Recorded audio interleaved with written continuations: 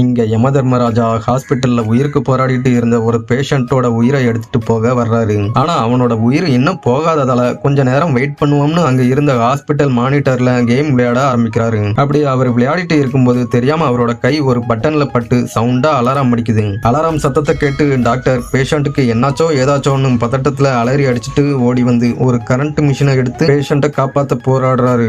ரொம்ப நேரம் ட்ரை பண்ணியும் எதுவும் ஆகாததால அவ்வளவுதான், கதை முடிஞ்சதுன்னு அங்க இருந்து போயிடுறாரு.